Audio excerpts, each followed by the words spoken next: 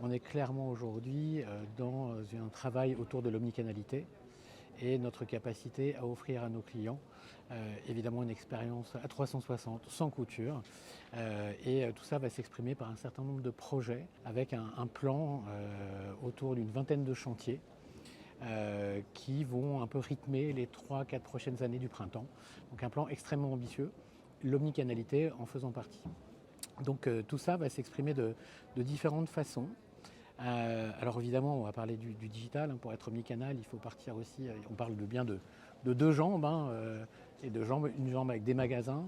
Aujourd'hui, alors le groupe Printemps, c'est deux pure players, Made in Design et Place des Tendances, mais aussi deux retailers plus traditionnels que sont Citadium et Printemps. Donc pour ces deux retailers plus traditionnels, clairement, comment on fait que le digital, à un moment donné, soit une force de recrutement et puis également un moyen de pouvoir augmenter la fréquence in fine. Pour arriver à faire tout ça et pour nous différencier aussi des autres, parce que aujourd'hui, comment un department store vit dans tout cet écosystème. On a des sites de marque qui ont explosé avec le Covid. Nous, on arrive, sur Printemps en tout cas, un peu après tout le monde. Donc, quelles sont nos forces et comment on arrive à tirer profit de cette omnicanalité. Je vais vous donner des exemples qui sont déjà en ligne et qui sont sortis dans les 2-3 derniers mois. Le premier, c'est live shopping. Donc ça, c'était une tendance de fond qu'on avait vue déjà en Chine, sur Alibaba depuis un certain nombre d'années. Et aujourd'hui, c'est un rendez-vous alors qui est vraiment institutionnalisé comparé à un certain nombre de concurrents où tous les 15 jours, aujourd'hui, vous allez avoir une curation, parce que c'est ça aussi notre rôle. C'est pas forcément d'aller parler d'une marque, mais d'aller parler d'un besoin, parler d'une thématique. Et là, on parle évidemment d'expérience client. Et donc, chic en jogging, par exemple. Voilà, ça peut être un exemple de ce qu'on avait. Comment être bien habillé pour son premier entretien pour un job. Comment s'habiller pour son premier date, etc., etc. Donc, on se met vraiment à la place du client et on a tourné nos live shopping vraiment en fonction de ça. Et donc là, on a commencé par un ou deux POC et maintenant c'est vraiment industrialisé. On a trouvé notre public et c'est une vraie interaction, tout ça étant tourné. Alors maintenant, jusqu'à maintenant au magasin de Haussmann, un très beau magasin que je vous invite à aller voir. Et puis on va aussi aller en région, évidemment, dans nos autres magasins. Un autre exemple de ça, et ça on y croit énormément, c'est le personnel shopping. Aujourd'hui, et aussi contrairement à pas mal de concurrents ou des pure players, on a la chance d'avoir des vendeurs et des vendeurs qui sont experts. Et depuis des années, qui conseillaient en fait un certain nombre de clients, à la fois pour, voilà, j'ai un besoin, je vais me marier, j'ai besoin d'une paire de chaussures. Ou, à l'inverse, ma femme, je suis nul en cadeau, je peux appeler ce personnel shopper et lui dire, voilà le style de ma femme, qu'est-ce qui est sorti il n'y a pas longtemps, que ce soit en bijoux, en fashion ou autre, en fonction de son profil, et qu'est-ce que je pourrais lui offrir, et voilà mon budget.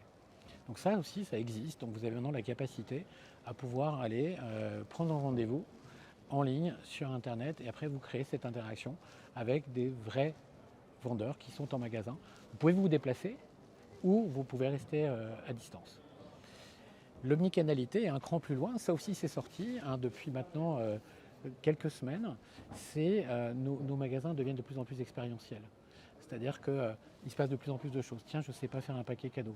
Tiens, on vient de sortir, je ne sais pas si vous avez vu, le plus grand espace de seconde main qui fait 1500 m², qui est absolument fabuleux, au 7e étage, alors c'est à Paris pour ceux qui peuvent y aller, du Printemps Haussmann. À un moment donné, on va faire des conférences sur la circularité. On va faire des conférences et tout ça, maintenant, vous avez la possibilité sur Internet justement de prendre rendez-vous pour l'un de ces événements-là. Là, c'est dans toute la France. Et donc, on devient quelque part expérientiel en magasin avec quelque part un relais en ligne et avec parfois des captations d'ailleurs et des podcasts qui vont arriver derrière. Donc, on est complètement en train de changer pour être au plus proche de nos clients et en essayant de trouver le meilleur du digital au service de l'omnicanalité. Alors, c'est évidemment dans tous les sens aussi. C'est se dire demain, évidemment, mon digital aussi, on est en train d'accroître l'offre. Le site printemps.com n'a qu'1 an et demi, ce qui est très très jeune pour un site. Donc il faut qu'on fasse les choses un petit peu de façon différente. Et c'est là aussi où on va exposer un certain nombre de choses que les autres n'ont pas. On a créé d'ailleurs un écolabel par exemple, avec 400 marques participantes, avec un cahier des charges assez strict. Ben voilà, le digital, maintenant on parle de cet écolabel et c'est une façon aussi de se dire, nouvelle façon d'acheter aussi en digital. Et ça, les autres ne le font pas. Donc vous l'avez compris, ça c'est des projets qui sont déjà visibles. Et cette roadmap de 2-3 ans qui est devant nous va arriver avec énormément d'autres surprises pour travailler sur cette expérience client. On a une grande chance, c'est d'avoir beaucoup de data sur nos clients. Pourquoi? Parce qu'on a un programme de fidélité.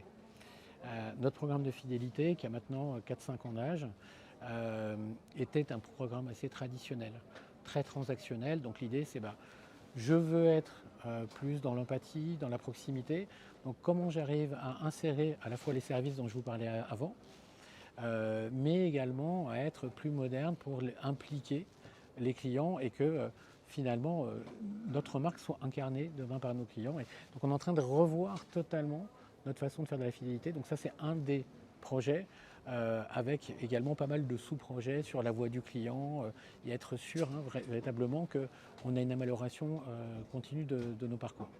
Voilà, ça c'est un exemple. Après, on a des choses qui sont beaucoup plus en termes d'offres. Donc c'est un gros projet qui est plutôt côté back-office celui-là, mais c'est l'offre partout tout le temps. Alors ça paraît assez évident pour tout le monde, mais quand on a voilà, des grands magasins comme nous, où on a un business qui était plutôt très retail, comment on arrive à recréer des services justement de proximité.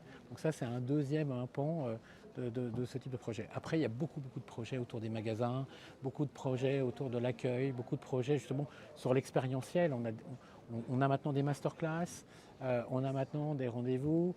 Il y a Sky is the limit et on a aussi l'avantage, encore une fois, par rapport à un pure player, d'avoir des magasins, dont certains qui sont vraiment très beaux. Et si je parle de celui de Paris, si vous ne connaissez pas, allez voir les terrasses. On a 3 terrasses magnifiques avec des vues sur la tour Eiffel et la capacité aussi d'ailleurs à se restaurer.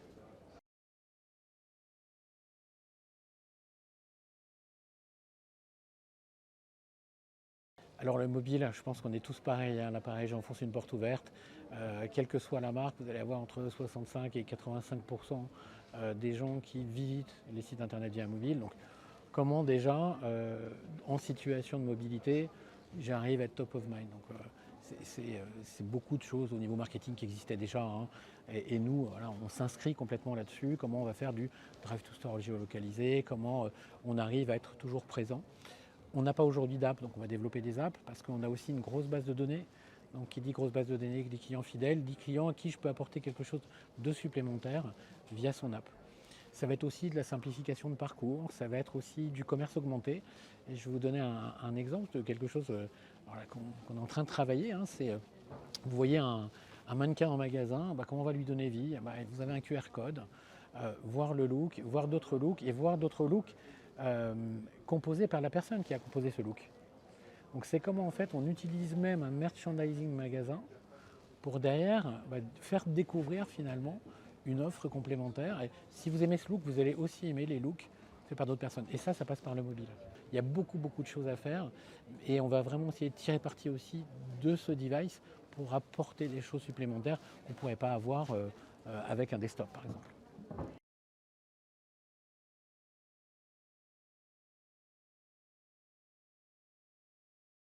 Alors c'est assez simple. Alors vous avez toutes les études de la Terre.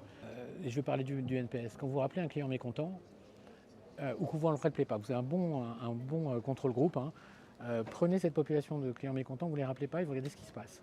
De l'autre côté, vous allez prendre les clients mécontents que vous avez rappelés et vous regardez ce qui se passe. Là, vous mesurez l'impact réellement que vous pouvez avoir. Alors là, je suis dans une situation d'insatisfaction, hein, mais comment je peux, à ce moment-là, prendre la main de mon client et de ce fameux détracteur, en faire un promoteur. Et ça marche. Donc voilà, c'est une des expressions, hein. Après, c'est la fidélisation aussi, hein. C'est clairement à un moment donné le lien qu'on va avoir entre ce NPS, ce Customer Effort Score, ce qu'on est aussi capable de faire à partir de la voix du client. C'est-à-dire que ce baromètre de satisfaction permanent qu'on suit, de plus en plus les équipes vont être incentivées par rapport à ça. Et on est vraiment dans une démarche d'amélioration continue. Encore une fois, le retail évolue, hein, avec le digital qui est en face, qui est devenu une convenience. Donc comment de l'autre côté je deviens expérientiel avec ce qu'on appelle nous le waouh. Je vais en magasin, il se passe quelque chose. Donc on a des événements, waouh, il se passe vraiment des trucs. Tiens, en plus, j'ai du digital, mais qui arrive à bon escient pour me simplifier à un moment donné soit la découverte, soit mon parcours, soit aussi un projet sur lequel on est en train de travailler sur un encartage qui sera beaucoup plus rapide que donner toutes ces coordonnées en caisse. Donc on est vraiment, en fait, nous, là, sur des preuves, on en a. On contrôle le groupe, on sait justement l'apport que ça peut avoir. Et puis après, c'est sur la fidélisation à long terme. Donc il y a ce qu'on peut faire en termes de fidélité, mais si vous avez un bon programme et une mauvaise expérience, votre programme ne servira à rien. Donc c'est un tout, et on est en train d'assembler les briques. Et la voix du client au milieu de tout ça, c'est notre mine d'or, au-delà de la data, qui nous permet de personnaliser la relation.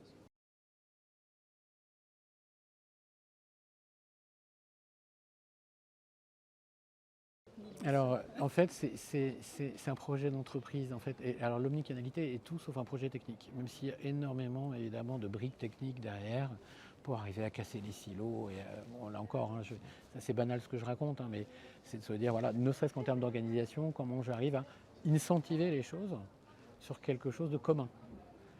Comment j'arrive à incentiver le online, le offline ne fait plus qu'un. Pourquoi? Parce que derrière, l'omnicanalité est un projet client avant tout.